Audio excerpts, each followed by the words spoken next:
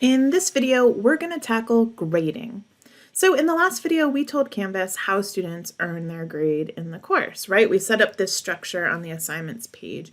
And now I'm going to give a short pitch for using Canvas for grading all of your assignments in your course, whether or not students submit them to Canvas. And that is, once you set this up in Canvas, it does all the math for you, which is lovely. And if you get this set up in your course and you start using this for collecting student submissions and grading, imagine how smooth that pivot would be for everyone. And of course, it does take some time to get all of this set up, but once you get that initial work out of the way, it actually creates a lot of efficiency immediately and indefinitely. You can keep copying this from semester to semester to use it over and over again. And when you enter the grade and the feedback, Canvas communicates the grade and the feedback to the students automatically. And you can start using all these great features in Canvas, like it takes just a few seconds to send a nudge to just those few students who haven't submitted an assignment the day before it's due, for example. There's all kinds of stuff like that you can do, but it's not to say you have to start using it for everything right away. Of course, you do what you're most comfortable with. You can keep everything unpublished. Just keep chipping away at getting it set up and just keep doing everything the way you're used to, and then publish the assignments, as necessary if the need to move to remote learning arises. And then, you can come back and watch this video to figure out how to grade then.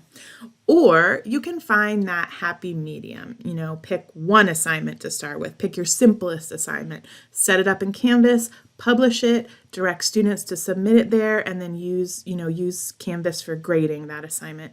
So ideally, a sudden pivot to remote learning isn't the first time you and your students are in your Canvas course working and communicating. So in the video specifically about communication, you'll hear me recommend the same thing, to go ahead and send out a communication so that everybody's used to doing this, before it becomes necessary. It's okay to start small, but definitely start. I would say that's like the baseline for what we should all be aiming to do. So we're not all scrambling to figure it out when it feels like the world is crashing down around us. We can do this now and get comfortable with it to prevent it from being another thing that's stressing us out if that were, unfortunately going to happen. Okay, so I am going to show you how to grade everything in Canvas, whether it's a quiz or a discussion or assignment, but I want to start with our scenario. So let's say you've told students they're going to submit this assignment in Canvas. How do you know what to do? How do you know that there are submissions ready for you to grade? There's a few ways for you to do that. The first, it would be just to come to the assignment, and Canvas will tell you right here how many submissions there are and how many there are, how many you've graded, if any. And this just will not be here if no students have submitted. You can also go to your dashboard, and Canvas will give you this to-do list of all the grading that you have to do. And this isn't my favorite. You'll find your way that you like. I just pretend this doesn't exist because it stresses me out personally. But then what I like to do is just kind of look at the grade book to give you this bird's eye view of what's going on with all your assignments in your course. And I've blurred out, the course and the names to protect everybody's privacy, but just to give you an idea of what this means.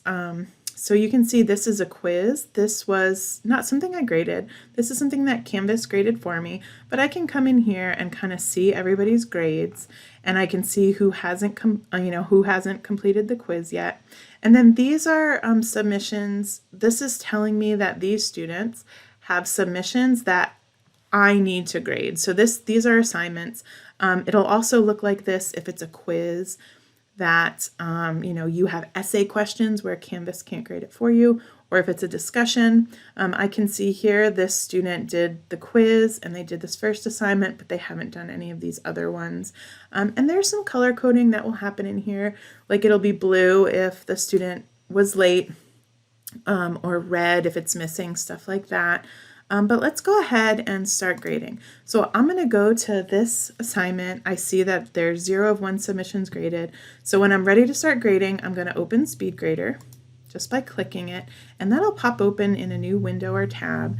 And this shows you the first student submission. So if I had a lot of students in my class, I would be able to click this, would be a drop-down list that listed everybody who has a submission waiting for me to grade, and it would also show the students who haven't submitted yet.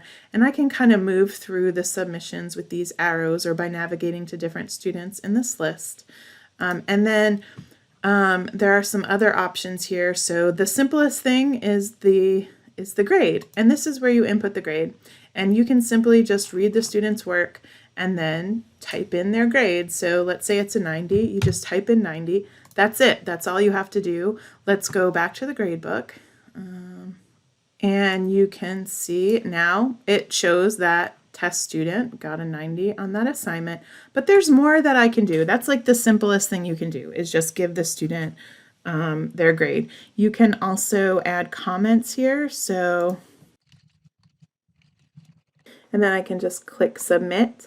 I have a few other things that I can do, like I can attach something. I can actually leave a video or audio feedback here for the student. So let's say that, you know, I want to leave some encouragement. I want them to hear my voice and hear that I'm encouraging them, and not just leave a bunch of text-based feedback. You can do that very quickly and easily with this button, or you can even dictate your comments. So if you want to leave some feedback but you don't want to type it, you think more clearly verbally, which would not be me, but if that's you, you can use that to use the speech-to-text feature to leave feedback. And this will just be like general feedback on the assignment. But if your students are submitting a document for the assignment, you'll actually get these other options up here, and this is annotations. So this allows me to leave very targeted feedback for my students. So let's say, you know, I want to draw their attention to this sentence. I can just highlight it and then leave a comment. And then the student can actually come in here and leave comments or ask questions as well. And they can do that via this text box also. So, and there's lots of other things you can do. It doesn't just have to be highlighting. You can put a text comment anywhere. You can kind of draw and leave a comment there, whatever it is you want to mention to the student. And what I suggest you do is do just what I did. Submit a document with test student using student view, right? So you can just hop into student view, upload any old document to the assignment, then leave student view, come back here, go to SpeedGrader, and just start playing with all of these features. This will just give you, you know, an idea of what it's like to do this, give you some practice with no impact on your students whatsoever. So let's go ahead and leave SpeedGrader, and let's do that. Let's go into student view and see what they see. So now I'm a student, I have an alert. My work has been graded, right? So I can come in here, I see that I have some comments, or I can come in here and review all the feedback from my instructor. And you can see, I can see everything that was left there just by viewing that view feedback. Yeah, and that's a great way to just get some practice. Come in here, see how everything works, both from your perspective as the grader and the student perspective as the person who is receiving that feedback. And just a quick note that, as I mentioned, those annotation features are only going to be available on like document submissions, not necessarily like a text entry or a media upload or something like that. It's only very specific file types that do that. Documents are always safe. All right, so what about quizzes? So typically, as I mentioned, Canvas will auto-grade any questions that are basically multiple choice, where you've told Canvas what the correct answer is. If you have essay questions, you will have to go in and grade them. So I've set my midterm up this way where there's one multiple choice question and one essay question. So let's take a look at that, what that looks like in the gradebook.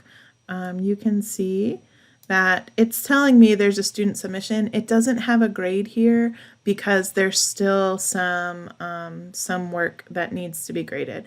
But why don't we actually go back and let's see what it looks like from the student perspective when they've submitted that quiz. So you can see it has a partial score, and then it tells the student some questions are not yet graded. So it's told me how much I've earned out of the questions that that Canvas can grade, but it's not going to give them their full score until you go in and grade it.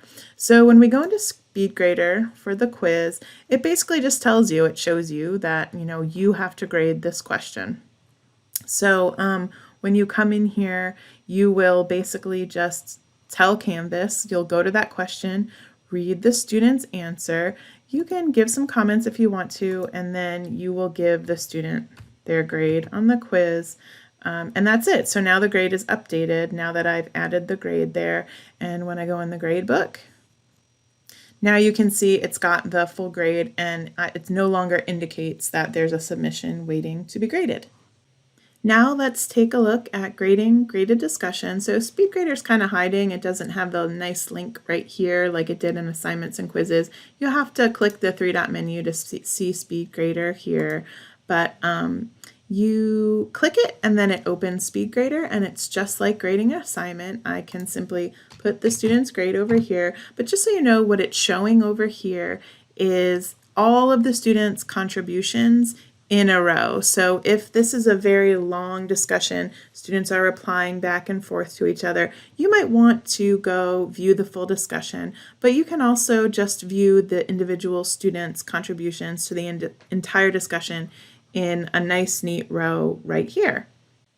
So what if I have a no submission assignment, meaning I've set my assignment up in Canvas, but I've told Canvas students are not submitting anything online for this assignment. So let's say it's something students do in the classroom and you don't typically collect anything from the students, or you've collected some hard copy of something students have done during class, and you want to give them their grade in Canvas, which is a great thing to do because, as you can see, as I've been grading my test students' work, it's doing all the math for me and it's giving the student that up-to-the-minute overview of how they're doing in my course. So this is a super efficient and student-friendly way to manage grades in your class, even if you're not accepting submissions online in Canvas. You can still set up an assignment for it, like we said in the last video.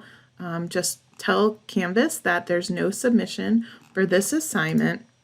And then you can still come into SpeedGrader and give students a grade. So it says the student does not have a submission for this assignment. You can still give them a grade here in SpeedGrader, or even easier, I can find that column in the gradebook and simply type in the grade. So when I click here in Canvas, it gives me the option to type in the grade.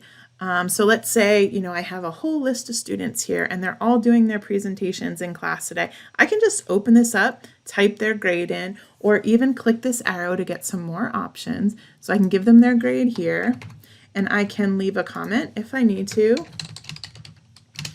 and then submit it. And that's it. So as you can see, even though this is a no submission assignment, Canvas is still able to manage the grades for that assignment.